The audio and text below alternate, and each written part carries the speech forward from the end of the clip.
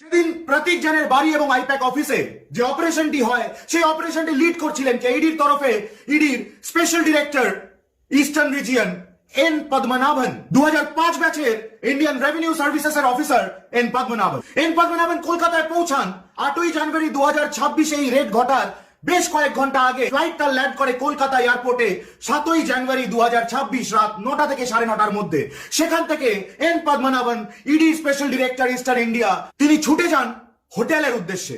এবার এখানে আপনাদেরকে জানতে হবে, যখন কলকাতায় দিল্লি থেকে ইডি অফিসাররা আসেন বা দেশের অন্যান্য শহর থেকে ইডি বা সিবিআই এর অফিসাররা আসেন, তারা কোথায় থাকেন? তারা মূলত থাকেন হয় কোনো 5 তারা হোটেল বা নামজাদা হোটেলে, বা তারা থাকেন বিভিন্ন রকমের সরকারি ভবনে, ত্রিপুরা ভবন, অরুণাচল ভবন বা সিবিআই এর রিজার্ভ গেস্ট হাউসে। কিন্তু এই ক্ষেত্রে এন পদ্মনাভন 7ই জানুয়ারি 2026 রাত্রিবেলায় কলকাতা এয়ারপোর্টে ল্যান্ড করার পরে সরাসরি চলে গেলেন একটি একদমই অপরিচিত হোটেল, যে হোটেলটি অবস্থিত 15 কিলোমিটার দূরে প্রগতি ময়দান থানা সায়েন্স সিটি এলাকায়। প্রগতি ময়দান থানার পাশাপাশি যে হোটেলটি আপনারা দেখতে পাচ্ছেন এই মুহূর্তে স্ক্রিনে, সেই হোটেলে চেক ইন করে। হোটেলের নামটা আমরা তদন্তের স্বার্থে শুধুমাত্র প্রশাসনের সঙ্গে শেয়ার করবো, এখনই পাবলিক করছি না। কিন্তু অনামী হোটেলে কি কি ক্ষেত্রে থাকে ইডি অফিসাররা? ইতিপূর্বে দেখা গেছে ইডি সিবিআই অফিসাররা কখনো যদি আচমকা কোনো চেকিং করতে হয়, কোনো হোটেলে যদি তাদেরকে অ্যাকোমোডেশন নিতে হয়, তারা কিন্তু ফ্লাইটে ল্যান্ড করার পরে সঙ্গে সঙ্গে এয়ারপোর্ট সংলগ্ন এলাকায় তারা চেক ইন করেন। কিন্তু এক্ষেত্রে এন পদ্মনাভন দুটো ফর্মুলাই কিন্তু ডিফাই করলেন। তিনি না তো গেলেন এয়ারপোর্ট সংলগ্ন কোনো হোটেলে, না তিনি ছুটে গেলেন কোনো সরকারি ভবনে, না কোনো নামজাদা হোটেলে। লুকিয়ে একেবারে চোরের মতো এন পদ্মনাভন, একজন স্পেশাল ডিরেক্টর ইডির ইস্টার্ন রিজিয়নের, তিনি পৌঁছে গেলেন সায়েন্স সিটির কাছাকাছি প্রগতি ময়দান থানা সংলগ্ন একটি অনামী হোটেলে। কিন্তু এই যে এন পদ্মনাভন কলকাতায় আসছেন, কোন রেড হতে চলেছে, এই সম্পর্কে কোনো ইন্টিমেশন, কোনো ইনফরমেশন কি ছিল আদৌ কলকাতা ইডির কাছে, সেন্ট্রাল এজেন্সি কলকাতা ডিভিশনের কাছে? না।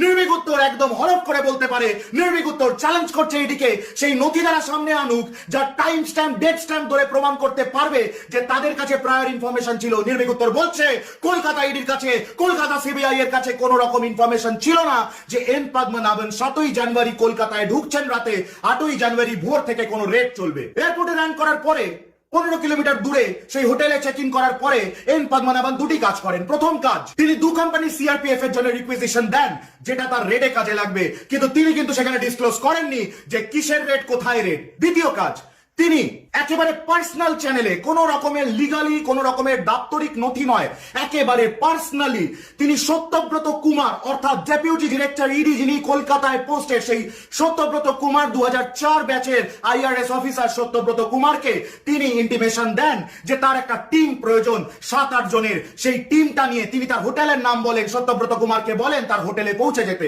সত্যব্রত কুমার হচ্ছে সেই অফিসার যিনি নীরব মোদী মামলা তদন্ত করেছেন, যিনি বিজয় মালিয়া মামলা তদন্ত করেছেন, যিনি বিভিন্ন বেটিং প্ল্যাটফর্মের হাই প্রোফাইল সেলিব্রিটি মামলার তদন্ত করেছেন। রাত 3:30টার সময় সেই অনামী হোটেলে সত্যব্রত কুমার এবং এন পদ্মনাভন, 2 ইডি ডিরেক্টর, তাদের উপস্থিতিতে 7-8 জনের টিমকে নিয়ে শুরু হয় ইডি রেড মিটিং। এই মিটিংটি শেষ হওয়ার সঙ্গে সঙ্গে রেড টিম নিয়ে এন পদ্মনাভন নিজের নেতৃত্বে বেরিয়ে পড়েন লাউডন স্ট্রিটে, অর্থাৎ শেক্সপিয়ার সরণি থানার অন্তর্গত লাউডন স্ট্রিটে অবস্থিত প্রতীক জানের বাড়ির উদ্দেশ্যে। কিন্তু আদৌ প্রতীক জানের বাড়ির লোকাল যে থানা, শেক্সপিয়ার সরণি থানা, সেখানে কি কোনো ইন্টিমেশন তারা দিয়েছিলেন? দেননি।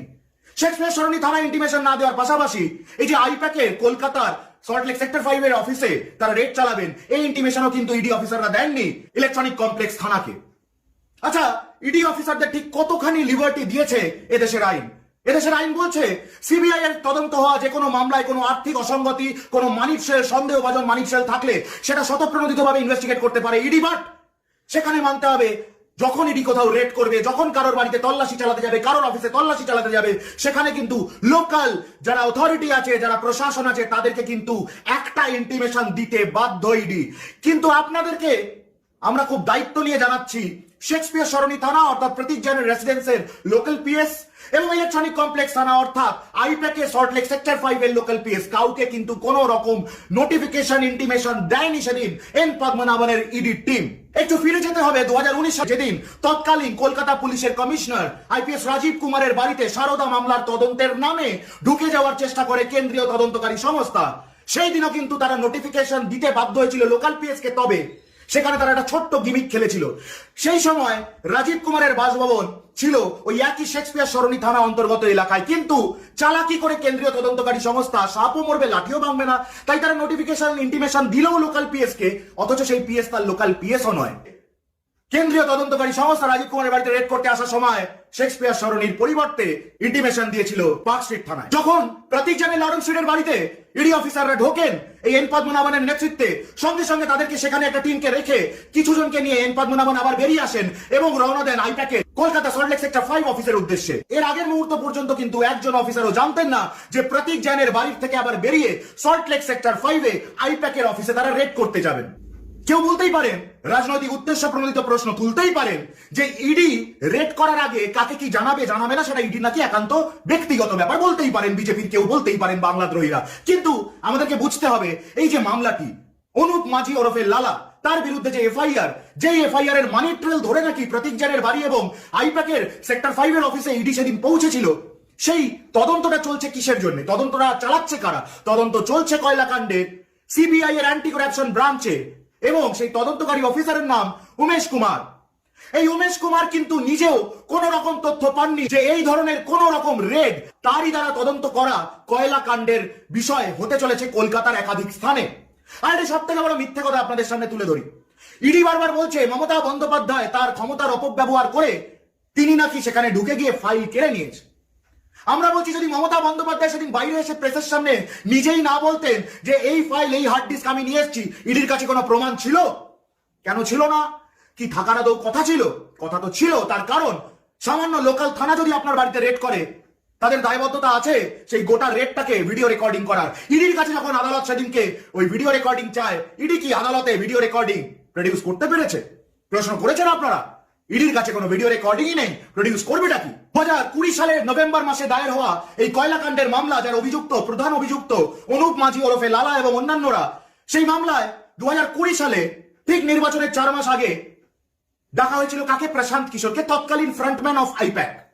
বর্তমান সময় 2026 সালের নির্বাচনের আনুমানিক 3 মাস আগে আবার রেড, আবার সেই আইপ্যাক, প্রতীক জানের বাড়ি এবং আইপ্যাকের কার্যালয় দপ্তরে ইডির রেড। কারোর কি বুঝতে অসুবিধা হয় খুব যে হঠাৎ করে প্রত্যেকবার বিধানসভা নির্বাচন সামনে এলেই ইডি সিবিআই কেন আইপ্যাককে প্রশ্ন করার জন্য এত বেশি তৎপর হয়ে ওঠে, আইপ্যাকের অফিসে রেড করার জন্য এত তৎপর হয়ে ওঠে? এটা সত্যি কি? আপনি সিপিএম হন, বিজেপি হন, তৃণমূল হন, আপনি কোন দল না করুন, আপনার কি বুঝতে ভীষণ অসুবিধা হচ্ছে?